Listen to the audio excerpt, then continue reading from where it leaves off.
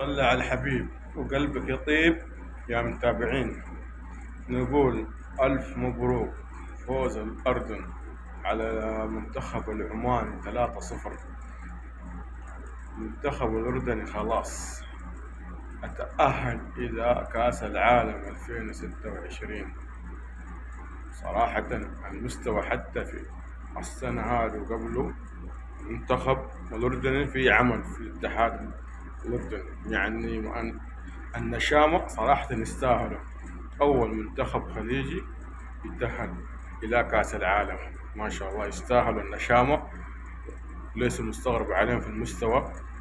آخر سنتين أي واحد رياضي، ما أقول أي واحد، نسبة 50% عارف إن المنتخب الأردني. عشان كده الاحتراف تمام، الاحتراف خارجيا مرة تمام، حتى لو كان داخل الدول الخليجية.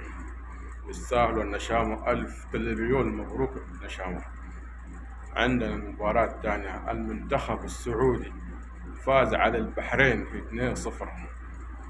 إن شاء الله نقول يمشي الملحق، لكن نتمنى يتأهل إن شاء الله بإذن الله في عمل، رغم إنه تأخروا في تغيير المدرب، لكن يستاهلوا الفوز.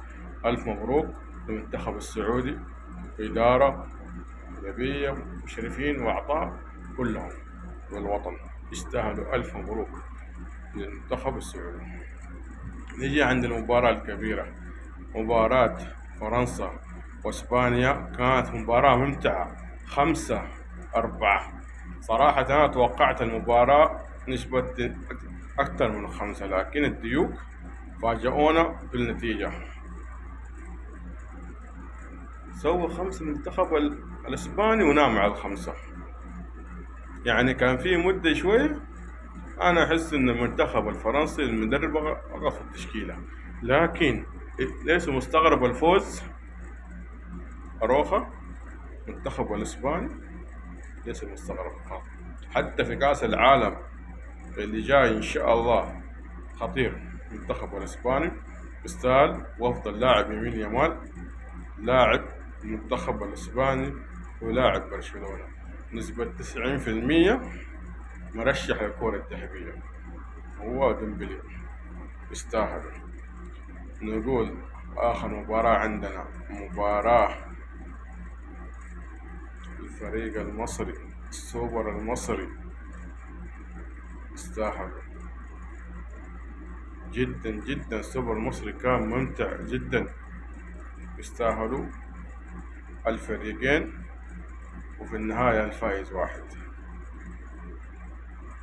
بينيواس قدم في كأس أفريقيا مستواه ويستاهل، ضربات الترجيح يستاهل، لكن الزمالك أخذ السوبر ضربات ترجيح 7-8 كاتم الأنفاس.